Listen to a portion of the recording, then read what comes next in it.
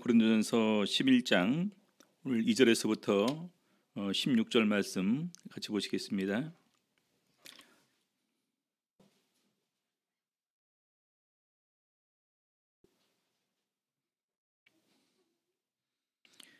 고린도전서 11장 2절에서부터 먼저 우리 5절까지 같이 읽겠습니다. 11장 2절.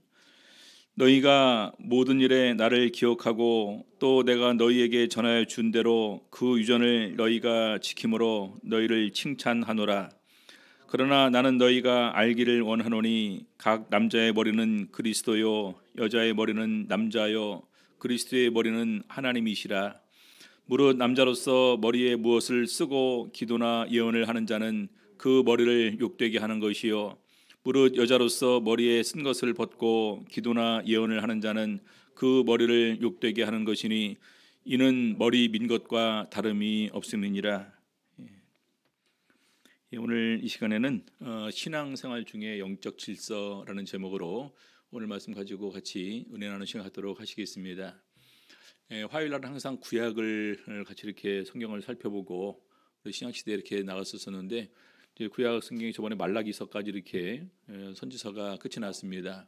그래서 가만히 보니까 또 이제 2월 달에 인사유동 있는 가운데에서 고린도 전서를 다 못 나가게 가겠더라고요. 그래서 할 수 있는 대로 화요일 금요일은 고린도 전서 이어서 후서까지 이렇게 같이 살펴보도록 하시겠습니다. 오늘 이 시간에는 이 신앙생활 중에 영적 질서인데 먼저 2절을 보면은요 이렇게 칭찬으로 시작을 합니다.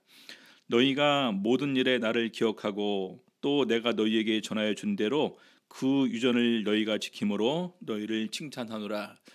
여기 보니까 이제 우리 신약 성경에는 아직까지 이제 그 성경이 완성되지 그 책으로 되지 않았을 때 주로 그때는 사도들의 교훈을 그들이 이렇게 계속해서 받아들이고 그 안에서 신앙생활을 했습니다. 그래서 우리 사도행전에 보게 되면 저희가 사도의 가르침을 받아 또 사도들의 교훈을 따라 이런 그 말씀들이 나오게 됩니다. 자, 그래서 여기도 너희가 너희에게 전하여 준 대로 그 유전을 지킴으로 사도 바울이 준 가르침 그 교훈을 그대로 지킨다. 그래서 너희를 칭찬하노라 이렇게 얘기를 하고 있습니다. 건너뛰어서 우리 17절 보게 되면은요. 사도행전 그 11장 17절 고린도전서 11장 17절에 보면은요. 내가 명하는 이 일에 너희를 칭찬하지 아니하나니 여기는 또 이렇게 시작을 하고 있습니다. 그래서 여기서부터 단락이 구분이 되게 되는데 아무튼 앞에는 칭찬으로 시작하고 뒤에는 칭찬하지 않는다라고 시작을 합니다. 어투의 차이가 나중에 이제 다음 시간에 이렇게 같이 살펴보면 보실 텐데요. 오늘은 먼저 칭찬 먼저 해놓고 그들의 잘못을 지적하고 다음에는 칭찬 안 한다라고 해놓고 더 강하게 그들의 잘못을 지적하는 이유가 어디 있는지 같이 보시면 될 것입니다. 다시 우리 3절로 돌아와서요. 그러나 나는 너희가 알기를 원하노니 알지 아니하기를 원치 아니하노니 보통은 이제 부정을 통해서 알기를 원한다 그러는데 여기는 직접적으로 너희가 알기를 원하노니 그렇게 시작합니다. 그러면서 각 남자의 머리는 그리스도요 여자의 머리는 남자요 그리스도의 머리는 하나님이시라. 여기 머리는 말은 이 권세 또는 우두머리 주관자라는 의미입니다. 마치 이제 그 우리 몸으로 말하면은요 머리에서 다 이렇게 그 뇌신경이 있어서 다 명령을 내리지 않습니까? 그런 것처럼 이런 모든 것을 주관하는 이런 존재로서의 머리를 이렇게 얘기를 합니다. 그래서 이것을 알기를 원한다는 거예요. 남자의 머리는 그리스도요, 여자의 머리는 남자요, 그리스도의 머리는 하나님이시라. 그럼 전부 다 누구의 뜻에 따라서 해야 됩니까? 그리스도는 하나님의 뜻에 따라서, 또 여자는 남자의 뜻에 따라서, 또 남자는 그리스도의 뜻에 따라서. 그래서 교회 안에 영적인 질서가 이렇게 있음을 먼저 이렇게 언급을 하고 있습니다. 우리 예수님께서도 이렇게 복음서를 보게 되면은요, 다 자기의 뜻대로 하지 아니하고 나를 보내신 아버지의 뜻대로 행한다라는 말이 우리 복음서에 많이 반복이 됩니다.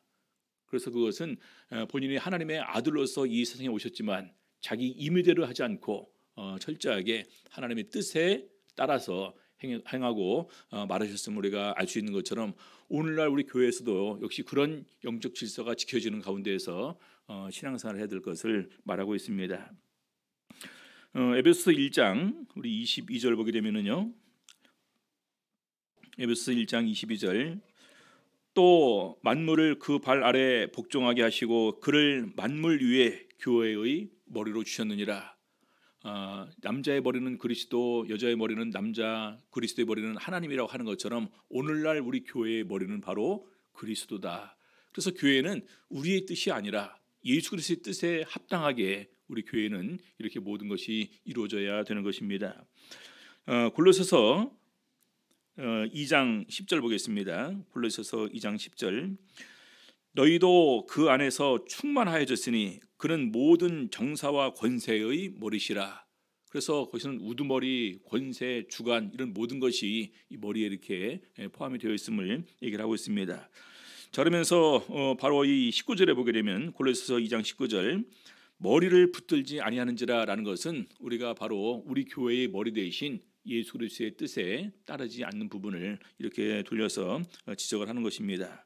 근데 원래는 온 몸이 교회의 몸을 이루는 우리 모든 우리 지체되는 우리 성도들이 바로 머리로 말미암아 마디와 힘줄로 공급함을 얻고 연합하여 하나님이 자라게 하심으로 자라느니라.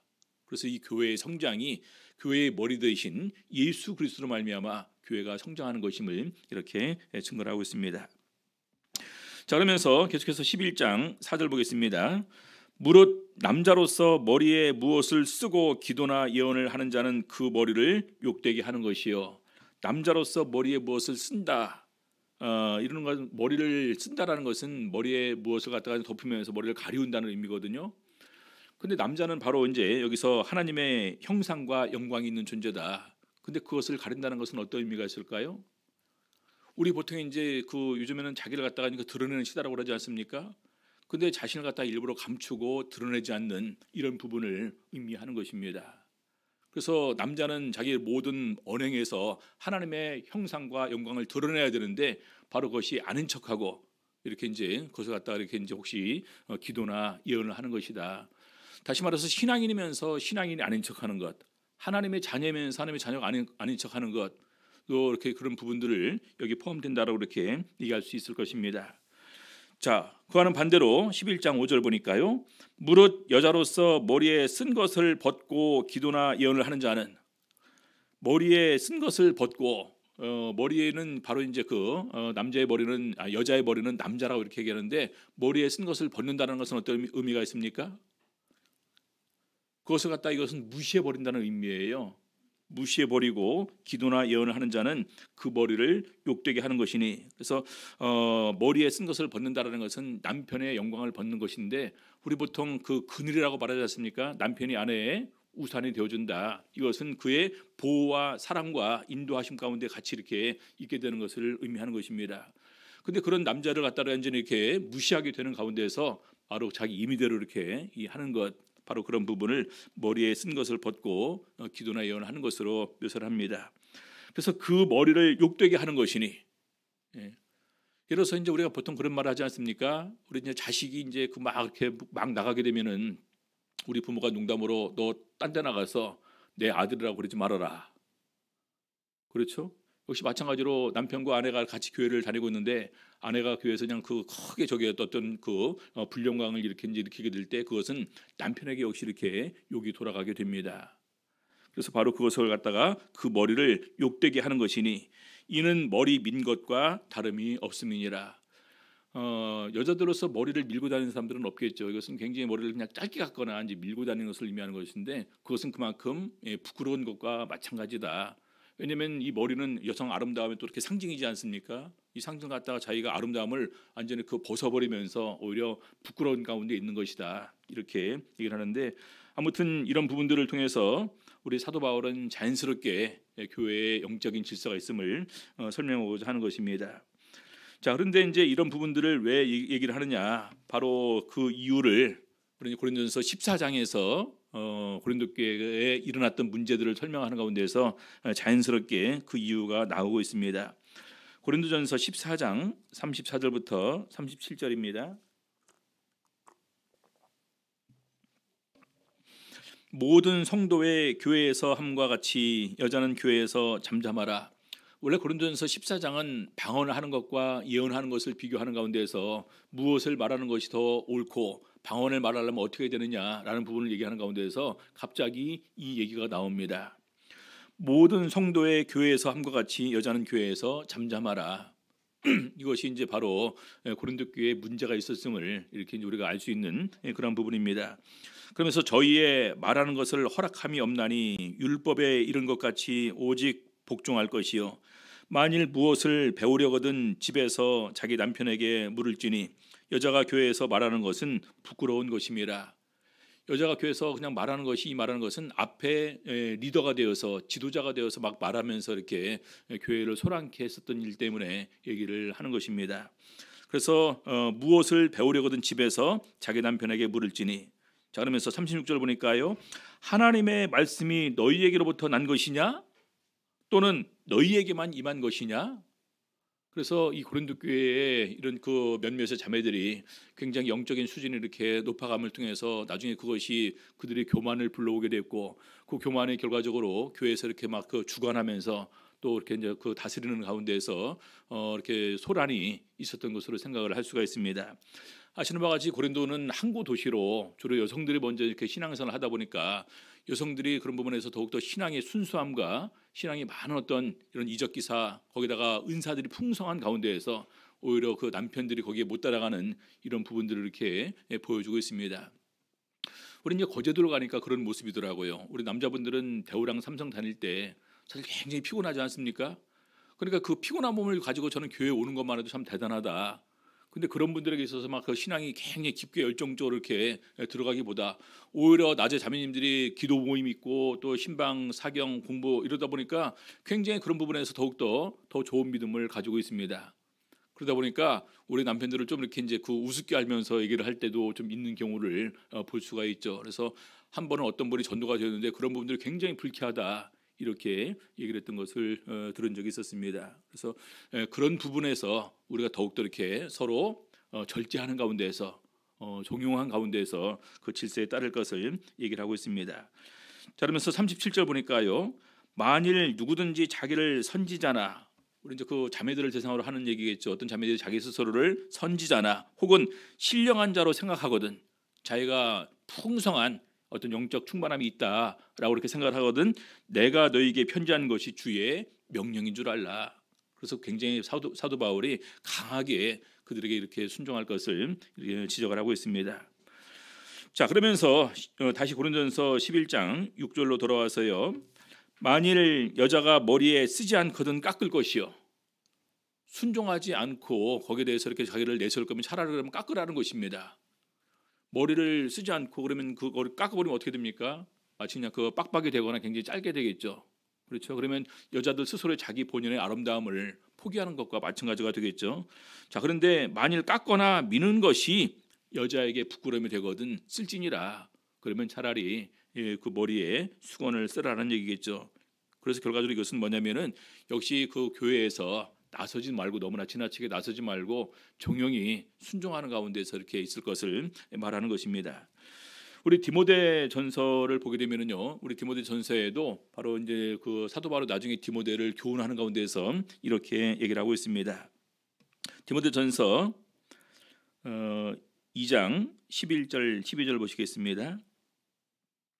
여자는 1절 순종함으로 종용이 배우라. 여자의 가르치는 것과 남자를 주관하는 것을 허락지 아니하노니 오직 종용할지니라. 그래서 이것은 우리가 본능적으로 세워진 우리 사회의 질서나 마찬가지이기 때문에 바로 이런 부분에서 이렇게 주관하는 것을 여기 보니까 핵심은 남자를 주관하는 것을 허락지 아니한다. 왜냐하면 이제 우리는 전부 다 사랑으로 다가갔다 받아들일 수 있다고 하지만 전도 대상자가 새로 들어오는 입장에서 그가 나름대로 이뤘던 사회적인 어떤 그런 그 질서가 마음에 배어 있는 사람이라면 이것을 받아들이기가 굉장히 어려울 것입니다. 그래서 바로 이런 부분에서 이 종용이 있을 것을 얘기하는데 예전에 제가 이렇게 남원에 있을 때 어떤 자매가 찬양 인도를 하고 들어가는데 어떤 장로님이 그 자매한테 가서 이렇게 쪽지를 이렇게 주더라고요. 이렇게.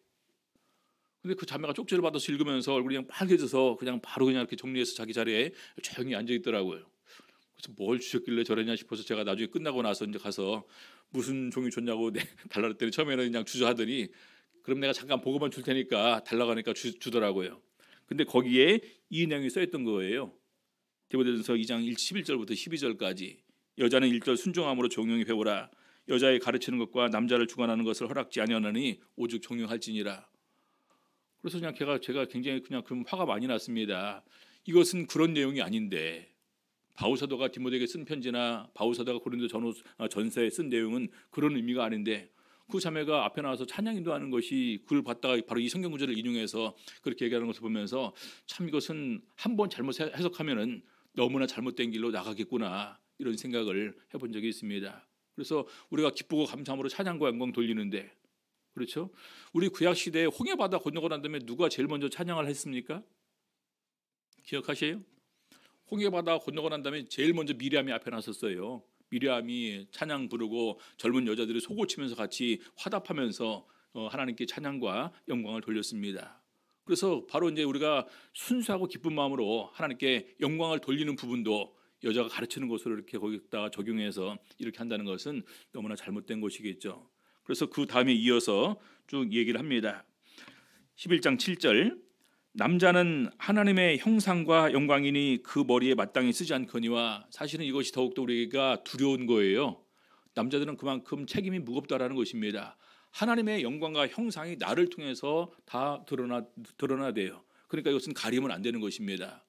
그렇죠? 자, 그 머리에 마땅히 쓰지 않거니와 여자는 남자의 영광이니라. 여자가 남자의 영광이 될 때는 언제일까요? 여자가 어질고 순전하고 또 사랑을 행하는 가운데서 모든 사람들의 칭찬과 영광을 받게 될 때 그 영광이 누구한테 돌아갑니까? 다 그 남편 보고 참 그 장가 잘 들었다라고 하면서 우리 말로 이렇게 하면서 굉장히 부러워하고 또 이제 칭찬하고 그러지 않겠습니까? 그래서 결과적으로 여자는 남자의 영광이니라. 그래서 그걸 어떻게 행하느냐에 따라서 우리가 바로 영광이 될 수가 있고 또 잘못하면 영광을 가려우는 것도 되는 것입니다. 잠언서 12장 4절 보니까요. 그래서 어진 여인은 그 지아비의 면류관이나 욕을 끼치는 여인은 그 지아비가 뼈로 썩음 같게 하느니라. 그래서 남편에게 영광을 돌리는 이런 아내 역할도 있을 수가 있고 오히려 남편에게 불영광을 돌리게 하는 이런 아내 역할도 있을 수가 있다 이렇게 얘기를 합니다. 자, 그러면서 남자가 여자의 머리고 남자의 머리는 그리스도고 그리스도의 머리는 하나님이다. 그리고 또한 남자는 하나님의 형상과 영광이다. 이 얘기를 이렇게 하는데 그럼 도대체 이것이 왜 이렇게 되었냐라는 부분을 우리 사도 바울이 이어서 설명을 하고 있습니다. 11장 8절 보니까요. 영적 질서의 원인이 남자가 여자에게서 난 것이 아니요 여자가 남자에게서 났으며 오늘날 이 얘기를 하게 되면 하나님 믿지 않는 사람들은 많은 부분에서 이렇게 동조하지 않는다고 하겠죠. 그렇죠? 여자를 어떻게 만드셨습니까? 아담을 깊이 잠들게 하고 이 갈비뼈로 이렇게 이제 하와를 만들었다 이렇게 얘기를 합니다. 자, 그러면서 남자로 여자를 만들었다 이렇게 이제 얘기를 하는 가운데 있는데 그래서 여기도 보니까 남자가 여자에게서 난 것이 아니요 여자가 남자에게서 났으며 9절 또 남자가 여자를 위하여 지음을 받지 아니하고 여자가 남자를 위하여 지음을 받은 것이니 그래서 남자의 독차하는 것이 좋지 않으니까 그를 위해서 돕는 배필을 지으리라 이렇게 얘기를 했습니다. 근데 우리 탈무드에 보니까 또 그런 얘기가 있더라고요. 왜 하나님께서 그러면 여자를 머리뼈로 안 만드시고 또 발 이런 뼈로 안 만드시고 그 갈비뼈로 만드셨을까? 그러면서 하는 말이 이 머리가 돼서 주관하면 안 되니까 또 너무나 이렇게 낮고 천하게 해서 이렇게 또 짓밟으면 안 되니까 오히려 가장 사랑하고 품으라는 의미로 갈비뼈로 만들어준 것이다 이렇게 얘기를 하기도 합니다. 또 어떤 분은 얘기를 할 때 남자랑 여자랑 누가 더 강하냐라고 얘기를 하는데 남자는 흙으로 만들었지만 여자는 뼈로 만들었으니까 여자가 더욱더 강하다 또 이렇게 얘기를 하기도 하고요. 또 어떤 분들은 얘기를 하게 될 때 누가 더 비싸냐 남자는 흙이고 여자는 뼈다 누가 더 비싸겠냐 당연히 여자가 더 비싸다 하면서 그런 부분에서 누가 더욱더 귀하고 또 소중하고 더욱더 높이 있는 존재냐 서로 얘기하는데 말장난입니다. 그렇죠? 남자나 여자나 다 사실은 하나님께서 만드신 것이다. 그 다음에 이렇게 나중에 나옵니다. 자, 디모데전서 2장 13절부터 15절 보니까요 또 그 이유를 부연 설명하는 것이 있습니다. 이는 아담이 먼저 지음을 받고 이와가 그 후며 아담이 꾀임을 보지 아니하고 여자가 꾀임을 보아 죄에 빠졌음이니라. 우리 사도 바울이 디모데에게 여자가 일절 순종하고 조용히 배우고 교회 안에서 영적인 질서에 순종하라고 하는 가르침을 주는 이유가 여기 있다는 것입니다. 누가 먼저 게임을 받았냐, 누가 먼저 죄를 짓게 되고 상대로 하여금 또 죄를 짓도록 이렇게 유도했냐, 결과적으로 여자에 의해서 그렇게 된 것이니까 오히려 그런 부분에서 더욱더 절제시킬 것을 말하고 있습니다. 자, 그런데 여기까지만 하게 되면 굉장히 좀 서운할 수 있는데 15절, 그러나 여자들이 만일 정절로서 믿음과 사랑과 거룩함에 거하면 그 해산함으로 구원 얻으리라. 여러분, 믿음, 사랑, 거룩함, 근데 그 뒤에 해산함이 있습니다. 우리 여성들이 이렇게 이제 아이를 잉태하고 해산할 때까지 그 시간과 또는 그 고통, 이런 부분들이 굉장히 어렵지 않습니까?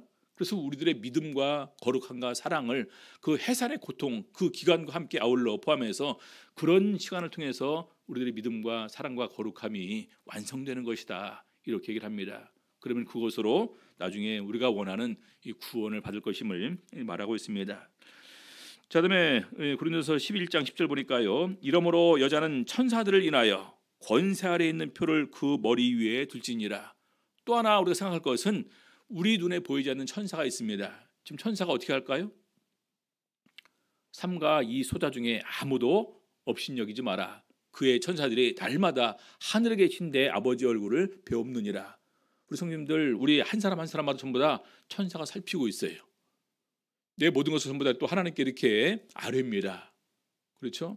그래서 천사가 수중도는 존재라는 것입니다. 근데 천사가 높을까요? 우리 사람이 더 높을까요? 성경에는요, 천사가 우리 사람보다 더 높은 존재로 되어 있습니다.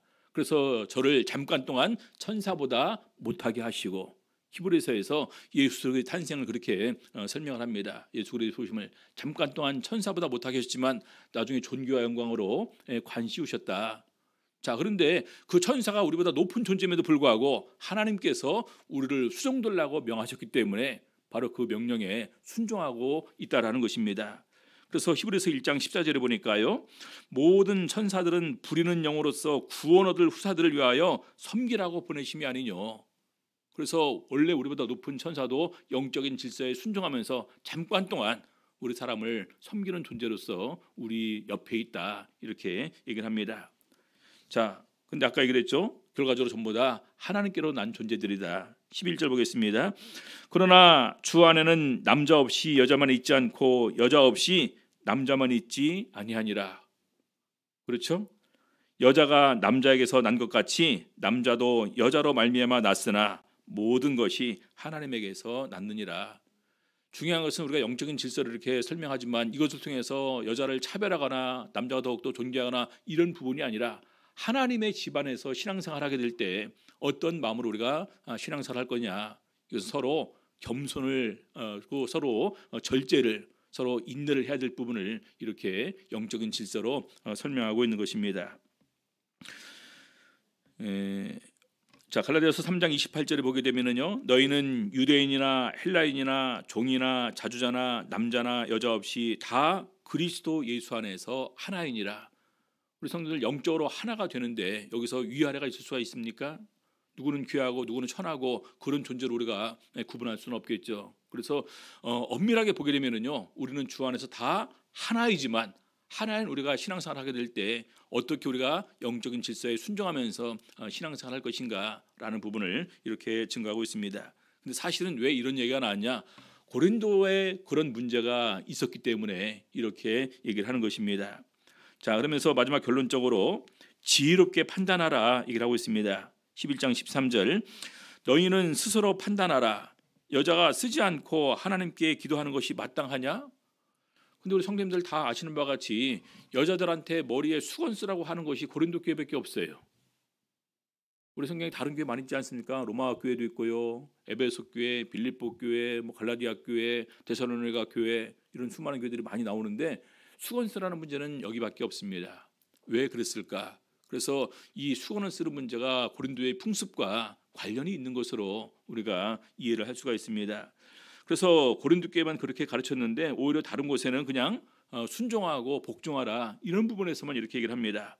그래서 왜 그런가 봤더니 고린도의 귀부인, 특히 존경받는 부인들이 이렇게 나올 때, 왜냐하면 이미 결혼한 상태로서 자기 어떤 그런 순결을 지키기 위해서 이제 머리에 무엇을 이제 그 수건을 쓰고 이렇게 이제 나왔다라는 것입니다. 근데 고린도는 아시다시피 항구 도시입니다. 다른 데서보다도 성적인 타락이 좀 많이 심각한 도시입니다. 그래서 우리 고린도인처럼 행하다라는 말 자체가 성적 타락이라는 의미와 이렇게 연관이 된다, 그렇게 얘기를 합니다. 그래서 그때 당시에 오히려 창녀들이 남자의 머리를 쓰지 않고, 남자들 유혹하기 위해서 머리에 수건을 쓰지 않고 자기의 아름다운 머리와 얼굴을 드러내면서 이렇게 자기를 드러냈다. 그래서 거기에 따라서 이것은 풍습으로 굉장히 이렇게 문제가 되는 부분이겠죠. 그래서 나중에 보게 되면 고린도 교회 그 자매들이 영적으로 자유를 얻는 가운데에서 우리는 신앙 안에서 자유로우니까 그냥 수건 안 쓴다. 그러다 보니까 저 교회 사람들은 모일 때 수건 안 쓰네. 창녀들과 일반인의 이렇게 하는 가운데에서 사회적으로도 지탄을 받게 되는 그런 일이 발생할 수 있는 여지가 충분히 있었다고 합니다.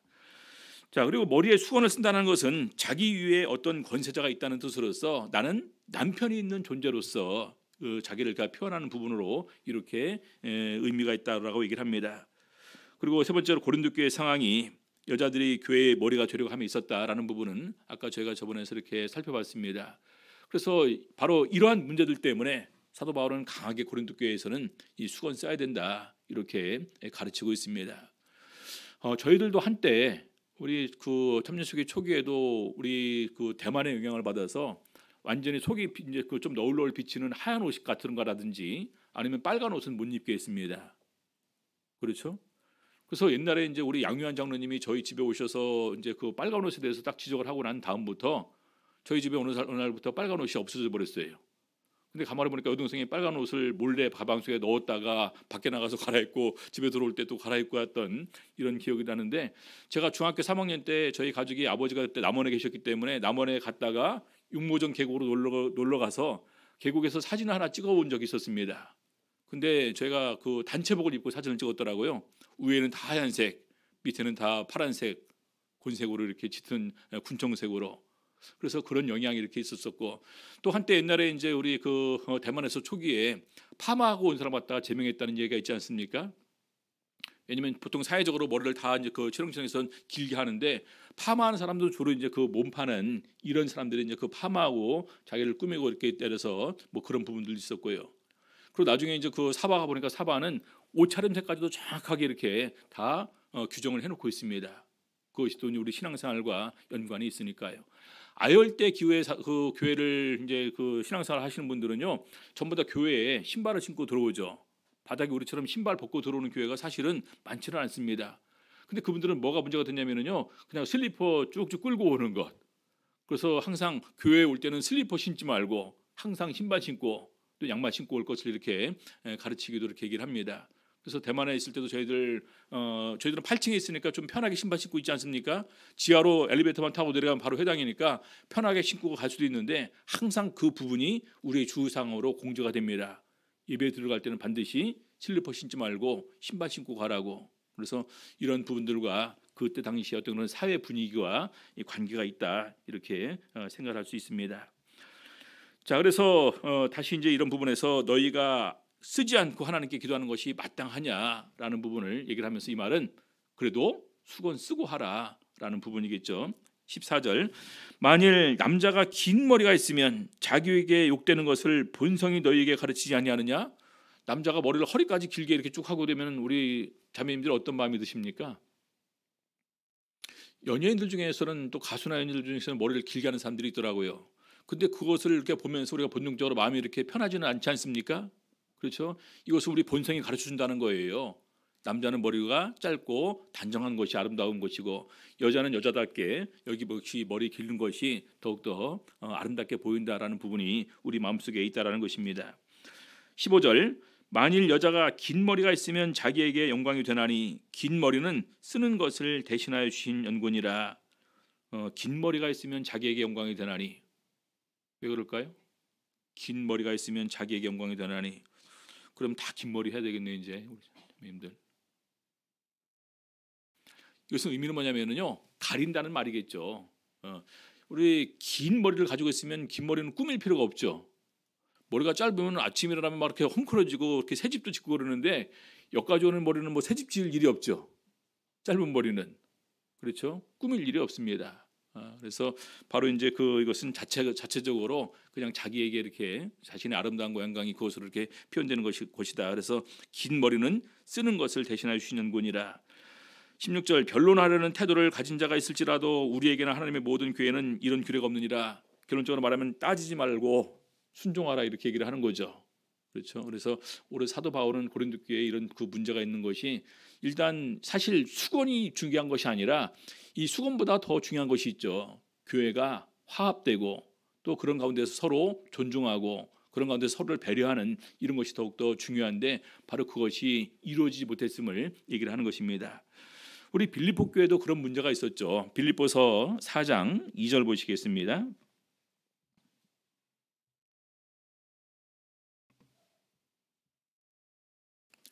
4장 2절 내가 유오디아를 권하고 순두개를 권하노니 주 안에서 같은 마음을 품으라. 우리 빌립보 교회가 어떻게 세워졌는지 아시죠? 마게도냐 건너가서 우리 사도 바울이 제일 먼저 복음을 전해서 세워진 교회가 빌립보 교회입니다. 두아드라 성의 자주장사 루디아가 그 말을 청종할 때 사도 바울이 그의 귀를 열어서 말을 청종하게 하시고 그리고 이제 그 루디아와 그의 모든 가족이 함께 세례받고 기뻐함을 통해서 빌립보 교회가 세워졌습니다. 그러다 보니까 자연스럽게 빌립보 교회는 여성들을 중심으로 교회가 세워지게 되었고 자연스럽게 여성들이 교회의 리더가 되는 쪽으로 이렇게 모습을 보여지게 됩니다. 그런 가운데서 보니까 유오디아가 있고 순두개가 있는데 아마 이 둘이 굉장히 또 심하게 서로 경쟁과 다툼과 시기와 분쟁이 있었던 것으로 보여집니다. 그래서 주 안에서 같은 마음을 품으라.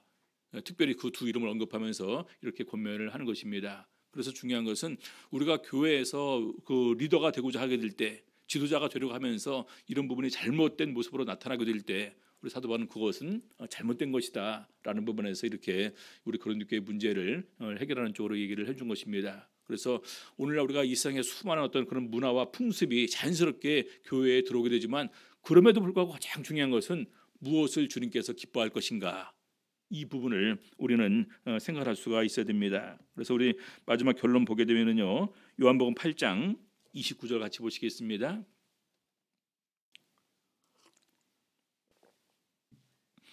요한복음 8장 29절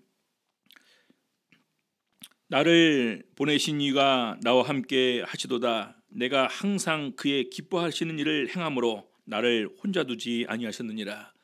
우리 신앙은 우리 예수님과 동행하는 것이라고 말하지 않습니까? 근데 예수님께서 누구와 함께 동행하기를 원하실까?